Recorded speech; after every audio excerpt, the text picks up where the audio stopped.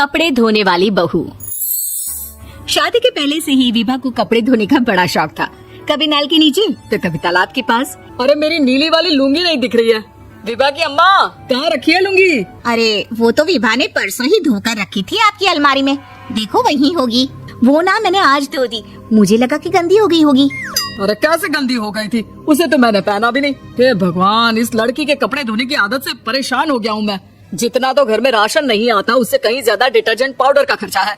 इसकी शादी करवा दो, शादी जाए अपने घर में ही करेगा, फिर चाहे घर के कपड़े धोने हो या पूरे गांव के। हाँ ठीक बोल रही हूँ, देखता हूँ मैं कोई लड़का। वो दिन भी आ जाता है जब विभा को देखने लड़के वाले आ जाते हैं। लड़की मुझे अच्छी लगी। होने वाली सास कहती है, बेटी अगर कुछ पूछना है तो पूछ लो। वैसे तो हमारी लड़की बहुत ही शर्मीली है, जो बोल दो वो मान लेती है, इसे क्या पूछना होगा। अरे कैसी बात कर रही हो माँ, मुझे इन लोगों के घर रहना है, सवाल तो कई है। हाँ हाँ बेटा पूछ लो ना, क्या पूछना है। आप लोगों के घर कपड़े कौन धोता है? सास का मुंह बन जाता है। देखो अगर तुम ये कहना चाहती हो कि तुम्हें कपड़े धोने नहीं आते तो सुन लो, कपड़े मैं ही धोती हूँ, लेकिन तुम्हारे आ जाने के बाद मैं रुमाल तक नहीं धोऊंगी। अरे चुप रहना भाग्यवान, बहू बेचारी घर आई नहीं, उसे डराना शुरू कर दिया। वो क्या है ना बिटिया, अभी तक तो ये कल्लू की माँ ही धोती थी, लेकिन अब तुम्हारे पापा तो दहेज में वॉशिंग मशीन देंगे ही। तभी विभा की माँ बोल पड़ती है, सवाल भी पूछा तो क्या। वैसे भाई साहब, मशीन की तो फिर भी कपड़े धोने की कैपेसिटी होती है। मतलब जो बिटिया दे रहे हैं ना विभा, इसे कपड़े धोने का बहुत शौक है। ये आप लोगों के क्या, आस पड़ोस गांव मोहल्ले सबके कपड़े धो दे और उफ तक ना करे। बाहर देखा नहीं आपने कितने कपड़े सूख रहे हैं? सब हमारी बिटिया ने ही तो धोए हैं। बस भी करो ना माँ, शर्म आ रही इतनी तारीफ सुनकर।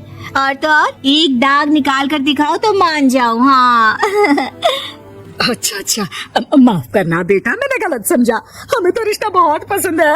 और ऐसे जुड़ जाता है रिश्ता कपड़े धोने का शौक रखने वाली विभा का। उसकी शादी हो जाती है कोयला फैक्ट्री में काम करने वाले कल्लू के साथ। शादी के बाद अचानक विभा चिल्लाती हुई सास के पास आती है। सासू माँ, अरे सासू माँ कहाँ है आप? ये तो धोखा है, धोखा दिया आप लोगों ने मुझे। इस ससुर के चक्कर के बारे में पता चल गया। अरे तो उसमें तुझे क्यों धोखा मिला है? अरे नल में पानी नहीं आता, कपड़े कैसे कब धुलेंगे? अच्छा तू पानी नहीं आ रहा उसकी बात कर रही है। तो आपने क्या सोचा? कुछ नहीं। अच्छा तेरी माँ ने कहा था कि कपड़े धोने का शौक है तुझे, याद आया मुझे। शौक शौक बोलकर कपड़े धोने वाले मेरे जुनून को कम ना आके सासू माँ, कपड़ा धोना मेरा गुरूर है। तभी पति भी वहाँ आ जाता है। अभी मैंने इसे सनी देओल की फिल्म दिखाई है, उसी के डायलॉग मार रही है माँ। अच्छा सुन, साफ साफ बता रही हूँ, पानी सुबह 4 से 6 और शाम को 10 से 12 आता है, समझी? विभा टाइमिंग सुनकर हैरान हो जाती है। ये क्या भूतों का मोहल्ला है? सुबह 4 बजे उठकर कौन कपड़े धोता है? 4 बजे टंकी में पानी जाता है, फिर सारा दिन धोना ना, किसने मना किया? अरे कैसी बात कर रही है? 200 लीटर की टंकी में कितने कपड़े धो लूंगी मैं? सुबह ही उठ जाऊंगी मैं। अब क्या था, विभा सुबह 4 से लेकर रात के 12 बजे तक कपड़े ही धोती रहती। एक रोज सास पड़ोस से निकलकर कहीं जा रही होती है कि साथ वाली कहती है, हाँ कल्लू की माँ, जरा ये बताओ कि 2 साड़ी है, 2 ब्लाउज और एक पेटीकोट और एक नाड़े वाला लंबा कच्चा। हाँ तो?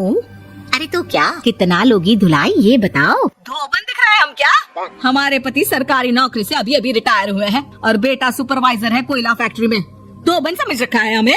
हाय रे कल्लू की अम्मा, माफ कर दो, वो तो मोहल्ले में यही सब बता रहे थे कि तुमने बहू को कपड़ा धुलवाने के काम में लगा दिया है। सास को पड़ोसन की बात सुनकर गुस्सा आ जाता है। वो घर पहुंचती है जहाँ घर के बाहर ही इतने सारे कपड़े सूख रहे होते हैं जितने कि किसी धोबन के घर पर। अरे ओ कल्लू की दुल्हन, बाहर निकल।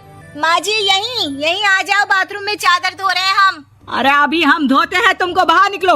ये आस पड़ोस वाले बोल रहे हैं कि हम बहू से कपड़े धुलवा कर उसे कपड़ा धोने वाली बना दिए हैं। अरे छोड़ो ना माँ जी, किन लोगों की बातों में आती हो? आस पास के लोगों का तो काम ही होता है कि वो किसी तरह सास बहू को लड़ा दे। बहू सारे घर के कपड़े धोती है, ये क्या कम है? बोलिए।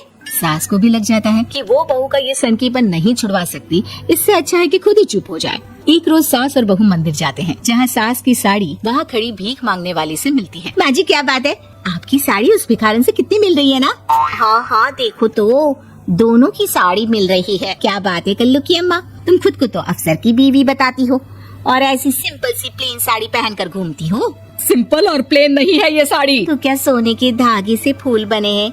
कुछ भी सासू माँ, कुछ भी। हाँ बने थे इस साड़ी में सोने के धागे से फूल। मेरे पति लेकर आए थे मद्रास से स्पेशली मेरे लिए 10,000 की। लगता है भाई साहब इस भिखारन के लिए भी सेम टू सेम साड़ी लेकर आए होंगे 10,000 की। सास उस वक्त कुछ नहीं कहती, लेकिन बहू के साथ घर आती है और अलमारी से एल्बम निकाल कर लाती है। ये साड़ी देख रही है, ये वही साड़ी है जिसे मैंने अभी पहना था। इस साड़ी में ये जो चमकदार फूल दिख रहे हैं ना, ये सोने के धागों से काढ़े गए हैं।